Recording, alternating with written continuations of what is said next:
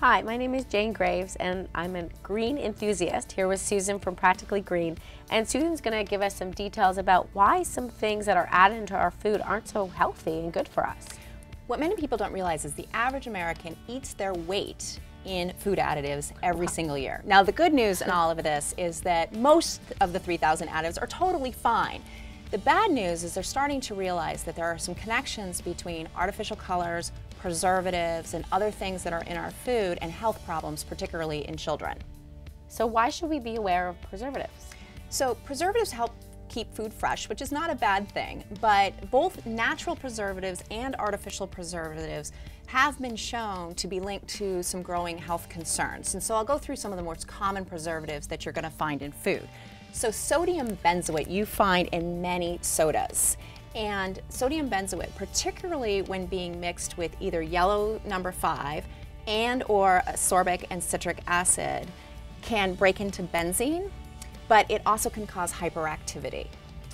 Another preservative are nitrates, and nitrates are used to keep meat fresh, but people can have severe allergic reactions to nitrates and get feelings of being really flushed, and they are also being shown to accumulate over time in the fatty acids of your body and can cause longer-term carcinogenic or other health problems.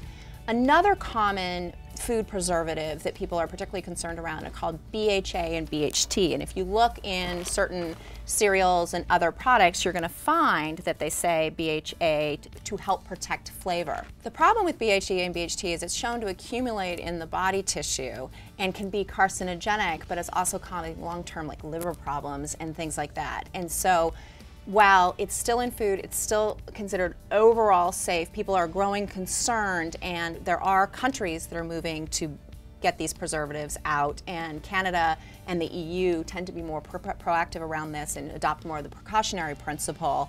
And so I think in the interim, parents just need to be aware of what products have these preservatives and ingredients and try and reduce their exposure to them whenever possible. Okay, so what about sulfites? Is that a type of preservative that we should be aware of? You should. Sulfites naturally occur in beer and wine, but they're added to other foods, things like soups and processed foods, and they are there to reduce discoloration in the food. The problem is that many Americans are very sensitive to sulfites, and the reaction ranges from hives to death.